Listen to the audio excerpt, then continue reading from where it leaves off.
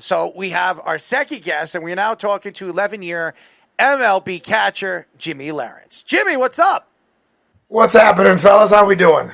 We're good, man. You look good, man. I will say this. The last time I saw you, I said, you look the same you did when you played for the Yankees in the 90s. You look good, man. You look like you're in shape. You're taking good care of yourself. You're in probably better shape now than you did when you did play. Well, yeah, I don't drink as hard as I did when I played. Well, I really appreciate, obviously, you giving us the time. You're a busy guy. The last time you were on our show, you were at a playoff game. You were at the Yankees playoff game. Yeah. If I'm not mistaken, it was against Cleveland. Kansas City. Kansas City. I remember that well because the first guest we had on that day was the Savannah Bananas coach, Adam Virant, who's a big Royals fan, and he said he was at the previous game. Yes. And then you were the second guest actually at the game. And we got into a lot of conversations about, obviously, the Yankees and what the Yankees have to do to get through to the next round. And you were pretty much on point on where the Yankees were in the playoffs, especially against Kansas City. So my question here to you is, I'm watching the Yankees right now. It's absolutely putrid. I have watched terrible defense after terrible defense all season long. You have a guy that Anthony Volpe, who was 2 years ago, he was Gold Glove winner, great defensive player. And now all of a sudden he went from a great defensive player to one of the worst defensive players in the MLB. Statistics would show you, ERA-wise. And the guy couldn't hit a what did they call it? Broadside of a barn. Broadside of a barn. Broadside of the barn. Yes, as we've heard. What is going on with the Yankees? What's going on with some of the youngsters that they've had over the last couple of years? And why are the Yankees one of the worst defensive teams in the first half in all of baseball? That is the answer we're all looking for right now.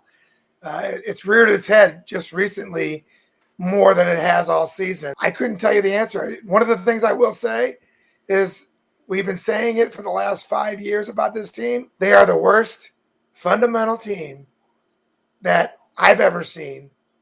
And I'm not talking just fielding, but also running the bases, knowing how to play the game. It's just, they've gone so sabermetric that these guys just don't know how to play the game anymore. So, again, who gets the bulk of the responsibility for that? They were debating on Monday whether it should be an Aaron Boone thing. Is it a prospect development thing? I know the Yankees have been criticized for that in the past, too. Brian Cashman criticizing the analytics department. Where do you think the accountability comes from with that?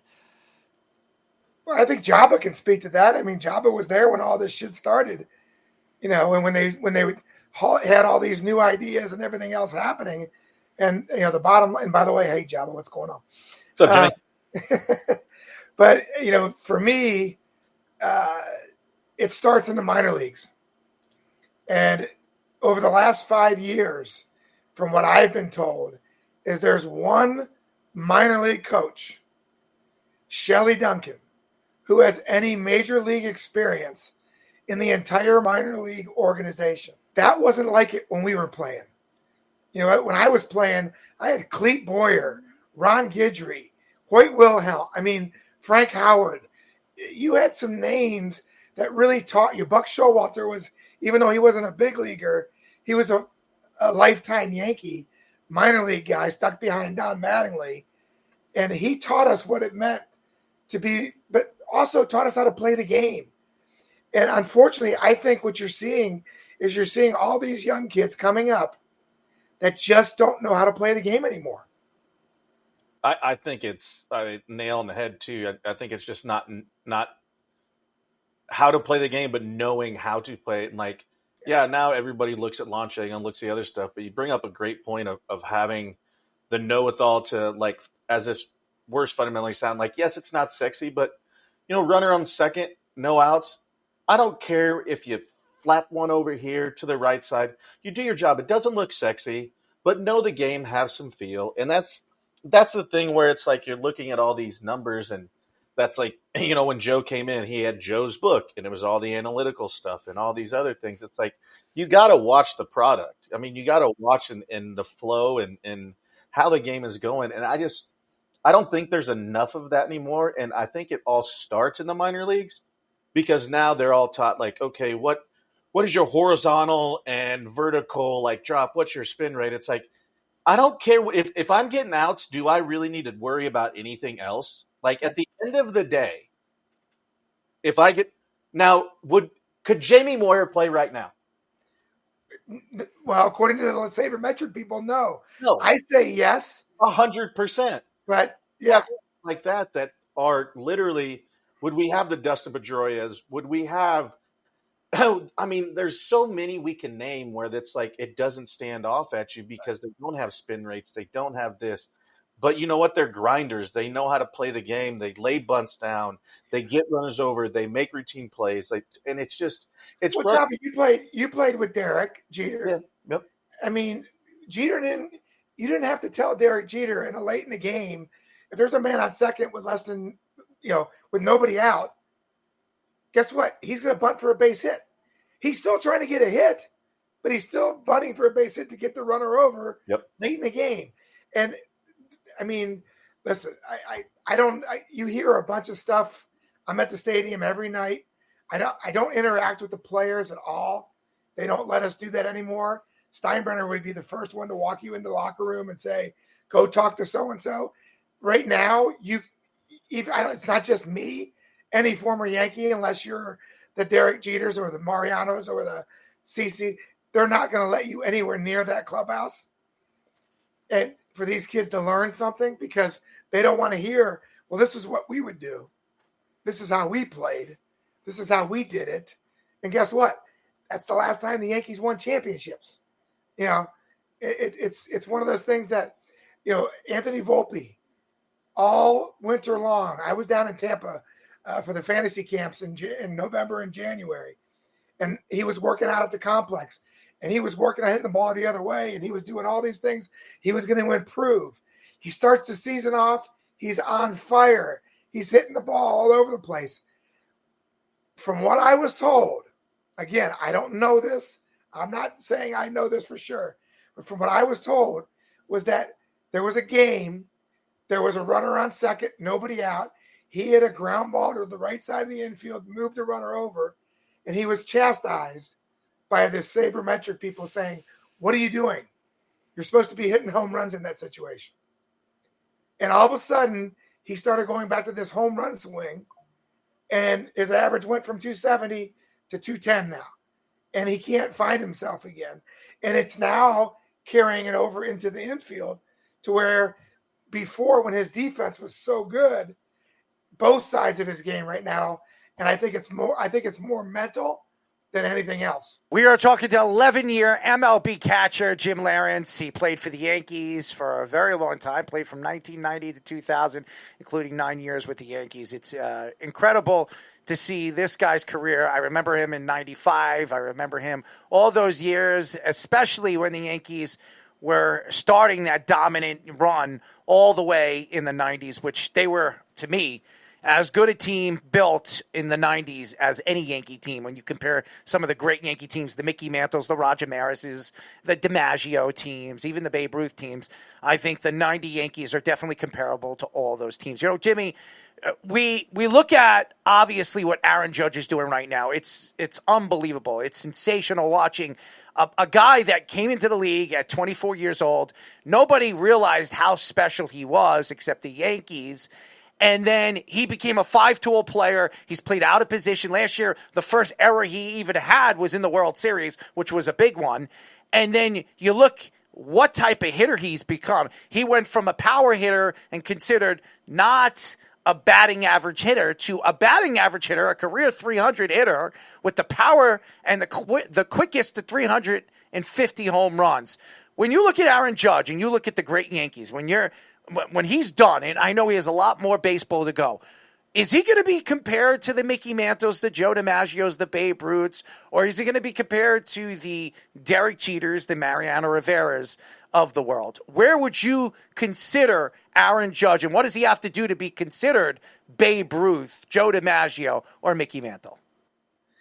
The only way you get the tally of a Yankee legend, he's going to be a legend because of the numbers that he puts up during the season.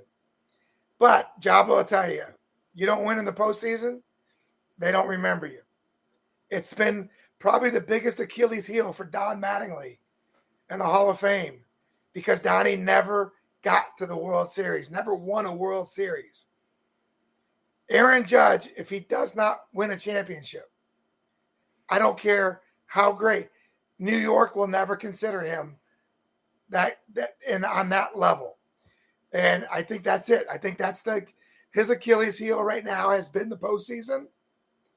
And until he can get past that, Joba, you played with him, A-Rod. How many years was everybody calling A-Rod the biggest choke artist in the postseason? And then all of a sudden, 2009, he has a good postseason. And all of a sudden now, he's still A-Rod. He's A-Rod, Yeah, it just takes 1 year. It doesn't matter. Exactly. Yeah, it just takes one, and once you get that off your back, I guess you can take a deep breath. I mean, obviously for those other guys, they've obviously had more of them, and you know how that feels. And it's just, if you don't get there, will he be remembered as a great Yankee? Yes, but Yes. to be considered a legend and to be like the names that you mentioned, Errol, if you don't win, it just like we remember names like Jerry Hairston, who had a big stolen base force in 2009, Damasio Marte, who should have been the MVP. I mean, he didn't give up a hit in the playoffs. And like guys like you remember because they won. Phil Kokes of the world. Alfredo Aceves. Names you would never remember, but it's because they won and they'll forever be, remembered in that. So will he go down as one of the greats? Because I think he's got a good 5-6 good years in him. How long will he be able to play the outfield for? That's to be seen. But if you don't win, it definitely changes the moniker of what stature you're on. If he doesn't win, is he going in Monument Park? Hell no. No. Well, it's one of the reasons I'm on your show tonight. Listen, I hit a big home run in 1995, walk-off against Seattle, second game of the playoffs. We went up 2-0. It was Don Mattingly's first time in the postseason. We thought we were going to win that series. And last, by the way. Exactly. And go on. And we end up losing the series, and that home run just became a footnote. And then 96, I hit that home run, and it just tied the game up. But it swung the momentum, and we end up winning. And that home run became so big because we won. And that was the difference, because we won. Aaron Boone would have the greatest home run in all of Yankee history had the Yankees won the 2003 World Series. But they didn't. So it's still a great home run, but it's not remembered. If you remember Andy Chavez for the Mets, made a tremendous catch, which would have been gone down, and they didn't win. So it's just another great catch in World Series history. That you have to win. And I think that's the whole thing. I think Aaron Judge, in order to be remembered as a great Yankee, not just a great player, but a great Yankee, you have to win a couple championships. So I want to go to a guy that's been a kind of a polarizing topic on our show. Errol doesn't like him. Joba likes him. Jazz Chisholm, who's put up good numbers at the plate, but he said some crazy antics as well. Where do you stand on the Jazz Chisholm experiment so far for the Yankees? You know what? It's so funny because I listen to people all the time. I'm one of those guys that says, okay, you know what? I'm old school. I don't like it. But guess what?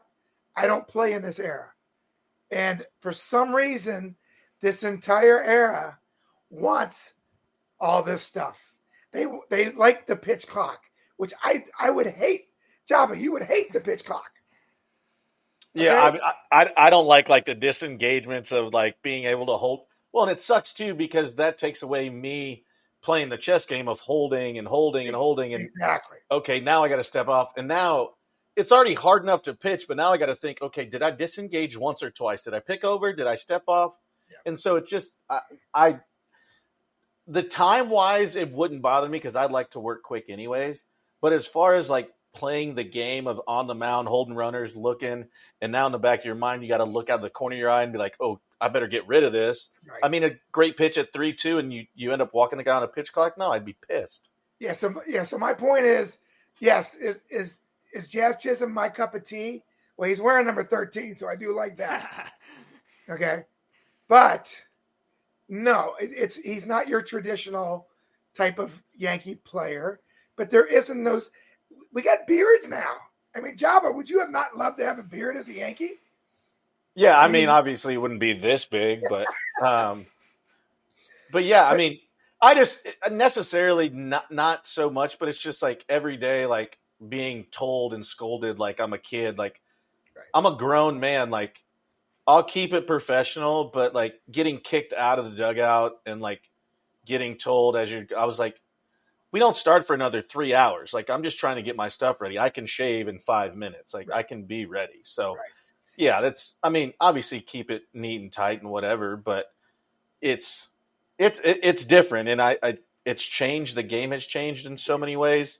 I hate the analytical part of it. I think there is some part of the analyticals that are okay, but there's not enough baseball people in it. It's a good tool. But it's not the crutch. Exactly.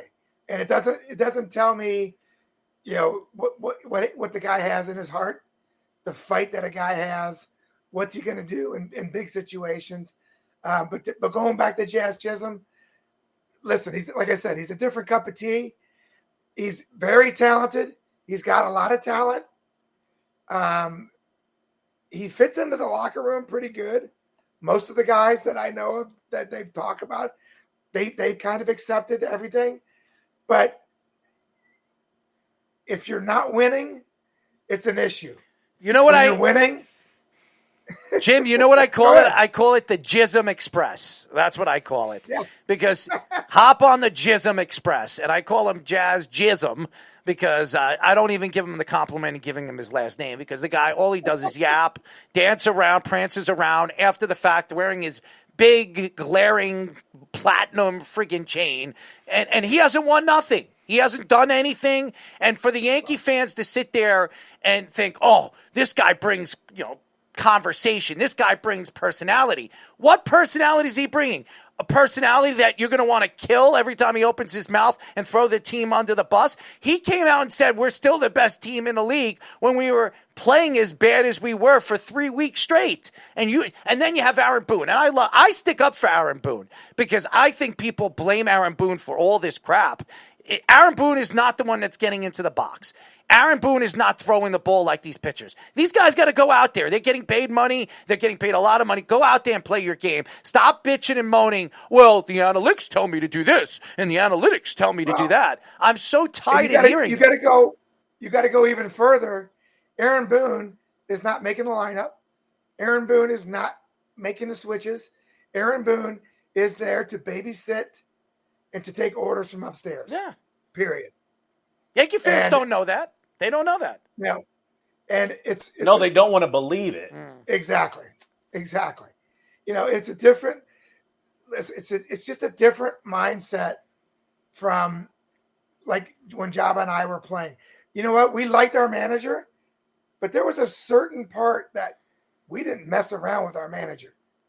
We respected him to a point where if he said something to us, he wasn't trying to be our friend. He was, hey, you're here. I'm your manager. Listen up. Straighten this up. Straighten that up. Fix this. Fix that. Not, oh, these are savages. These guys are savages. I mean, that's nice. That's great. And it makes you feel good. But listen, that's not the type of manager that we had.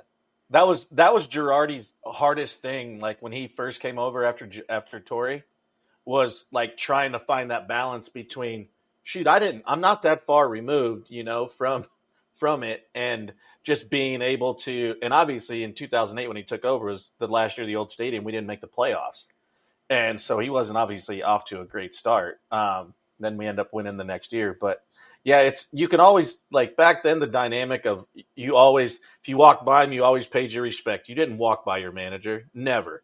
Right. And Mr. T would always be sitting right there, as Derek always called him, and he'd be sitting there doing his thing, and you always said hi. Always said hi to him in the clubhouse. But Jimmy, if Joe was doing one thing, you didn't bother him. If those sheets were on the desk, all right, I'll catch you in about 10. Yeah, I'll come back later. Well, and I think that's the difference. I think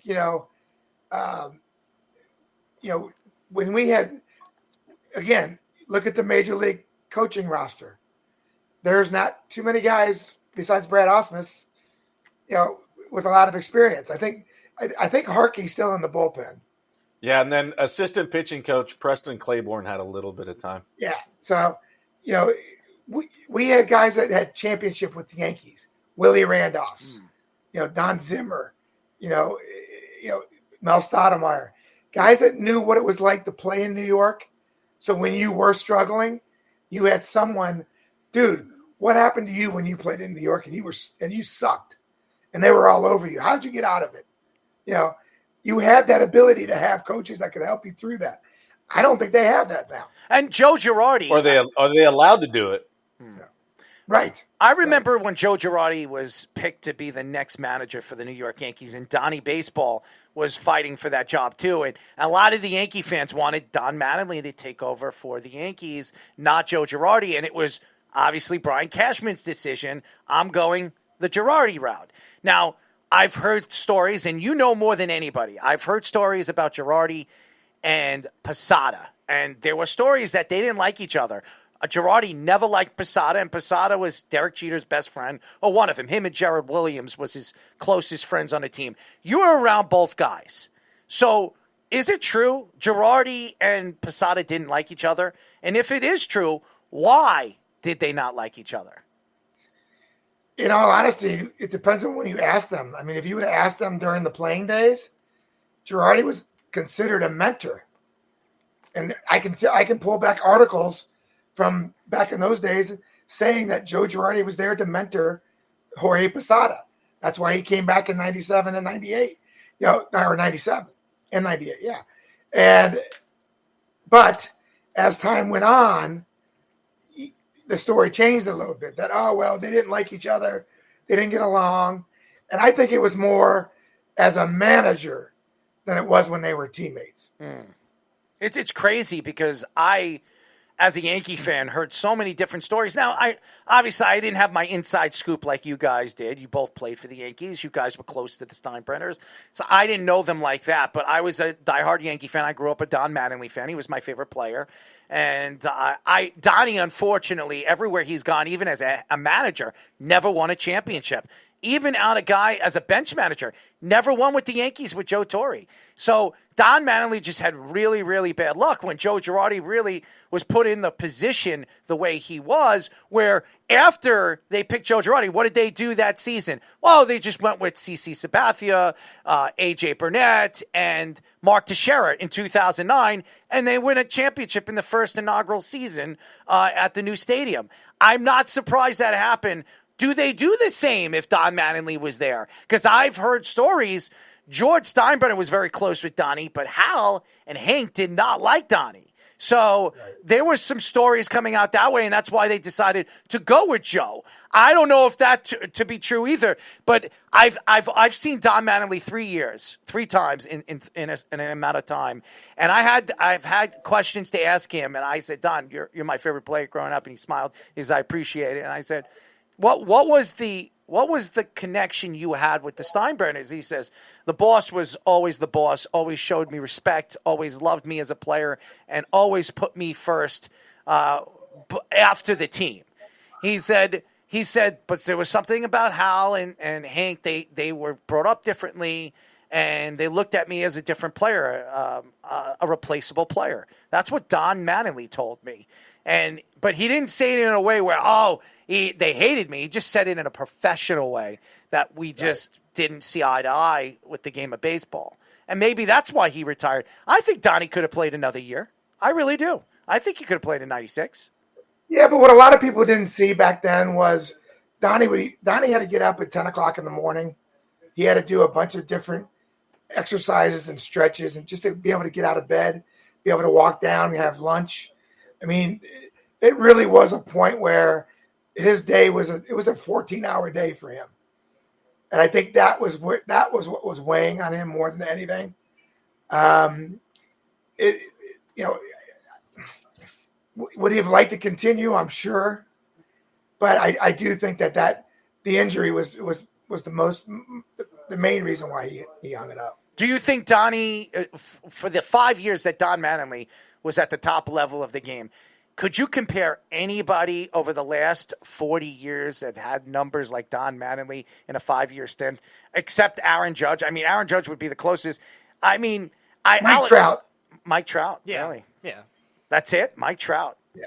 That's crazy. Yeah. Trout would be one. But see, and I would actually put Mike Trout in a very similar category to Don Mattingly. Yeah. Because, but the difference is playoff-wise, too? Yes, exactly. Not his fault that the Angels are dysfunctional. And his injury has really what's been decimated his last 4 or 5 years. And is he going to be remembered as the guy that had 30 and 100 and 40 and 100, 7 or 8 years, or is he going to be remembered the guy who's hitting 220 and has 17 bombs? It's really kind of a difficult situation. And again, it goes back to not winning a championship, not even being in the playoffs, much less. And I think it's a tough choice. I think it's got to be a tough choice for Trout every year to say, okay, I'm going back to the Angels. Jimmy, you look at Joba, and I've asked Joba who was his favorite player to work with and play with, and it was CC Sabathia. Okay, he always talks about CC, that he's the nicest guy, one of the best teammates he's ever played with. He's had a lot of good ones, Joba, you would agree with, but CC was a guy that really stood out to you.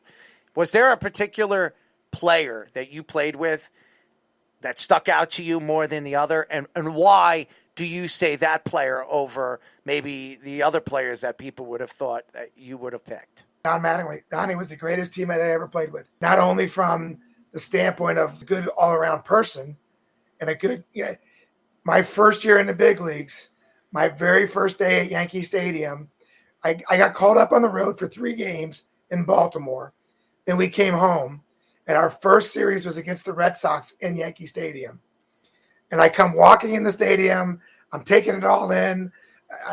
I'm literally on the phone with my dad in the locker room and going, Dad, I fucking made it. I'm here at Yankee Stadium. My locker's next to Don Mattingly. This is the greatest day of my life. And instead of my dad going, son, I'm very proud of you, because my dad was a cross between Woody Hayes and Bobby Knight. Hardcore. And he said to me, son, that is great, but what are you going to do to stay there? That was his comment. So I literally get off the phone.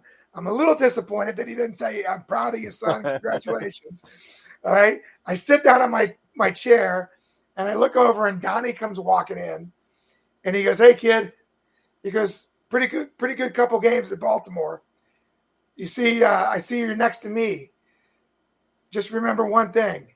You don't last very long here unless you ask questions. Where was your locker at? Literally when you first walked in. To the left or the right? Yeah, Donnie had it. As soon as you walked in. He had the big one in the corner? In the corner, yeah. Yeah. They stuck me next to Stevie and Gino. Oh, jeez. Yeah.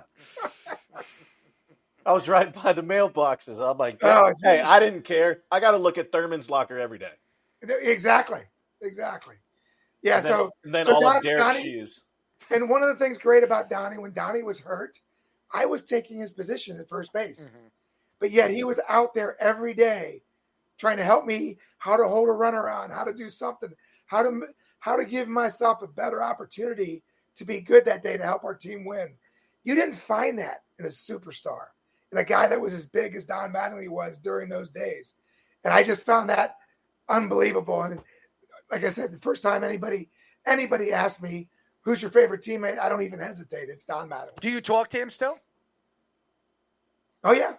Yeah, every time Toronto comes in, I go see him. I text him on his birthday every year. We still stay in touch. By the way, Joba, I love when you're posting up in the private chat, and he says Boone is at the press conference right now saying that the Yankees are a good defensive team. So bad. Boone, what are you watching, man?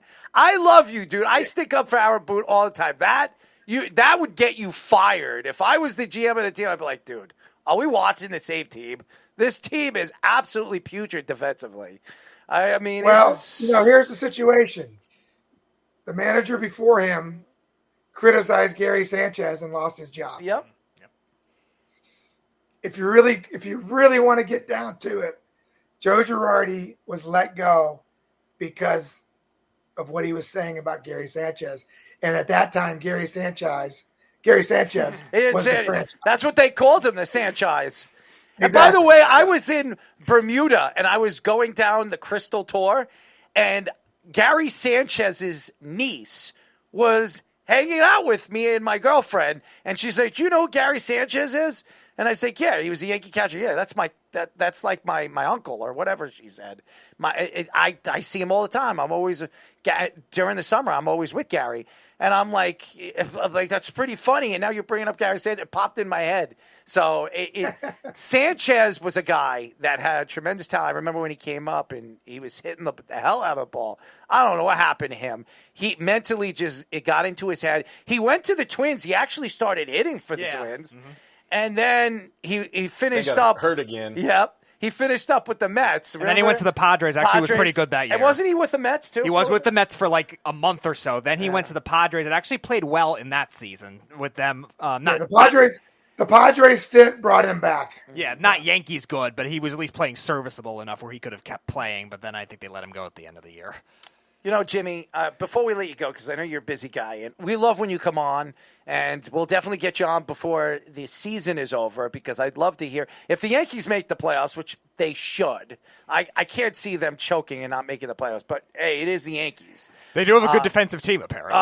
As Boone was saying. And then Chisholm saying, Jazz Chisholm coming out and saying, "Oh yeah, we're still the best team in the league." When we were 13-22 in the month of June. So yeah, that great. Congratulations to Jazz. He knows what he's talking about. And he only hit 3 home runs in that home run derby. What a disgrace that was! Embarrassing. That was a little embarrassing. That was embarrassing. How do you go out there and say, "Oh, I have 17 home runs. I could win this thing," and the guy had 3 home runs, and then he did foul tip, but the worst was, Jimmy, if you remember, swish, swinging, and missing. Yes, I do remember that. Yes, that's got to be the worst one. But at least Nick, and I'll say this about Swisher, when Swish was in the locker room, he knew how to bring out the guys. I've heard so many stories about Nick Swisher. I don't know him personally, but I'm sure you guys know him. Everything I've heard about Nick, he was the best teammate. He was cool, collective. He's always blasting his music in the locker room. Everybody was listening to the Metallica and all the crazy crap that he was playing, all that hard rock. When I hear about Chisholm, he looks like a rapper. He looks like Flavor Flav when he's standing there. I mean, he just the way he presents himself. I just don't like it. I don't like the way he stands there like he's won something. He's done something for the Yankees, and he's really done nothing. And he couldn't cut it over there with the Marlins, and he had to be traded. So let's get down and dirty with that, Chizzy. So I would love to get Chisholm on the show because I'm not going to sit here and beat around the bush. I'll let him have it and see how he answers it. And if he doesn't like it, well, that just shows you how big of a bitch he is anyways. So that's the facts. I'm not going to sit here and beat around the bush. Joba, you know me. You've been working with me for a year now. I don't sit here when I interview somebody and say, "Oh my God, it's Jazz Chisholm. Let me kiss his ass." I'll tell you if you don't like it. Well, if that does happen, I'm going to have a big bowl of popcorn just sitting there going. There you go. That's all I'm in it for. What you probably usually you have a bag full of Tootsie Rolls, which you've been eating all night tonight. Yep. Fruity fruits, whatever. No, but when you get into a good back and forth, it's popcorn time. Yeah, well, I've done it a couple of times on this show. Java, the best is when you brought out the Dorito taco shells when I mentioned it. That's true too. Believe By it. the way, I might get some Doritos tonight. I have Dorito tacos. I like that. Anyways, Jimmy, we really appreciate the time. You're sensational. Keep up the good work. Let's get you on a little bit sooner than later, maybe during the playoffs like we did last year. Love to know your take, and I'm sure we'll have a lot of coverage through it. But as always, always available. Yep. Are you still in Levy's box? I'm still working up in the suites. Yep. Okay. Yeah. There he is. He's hanging out. All right, boys. Hanging out with the chicklets. Thanks, Jimmy. Thank you, Jimmy. Thanks for having me. Thanks, Jimmy. Thanks, buddy. Jim Leyritz. All right, guys. Fantastic. Stories. I love the Don Mattingly story.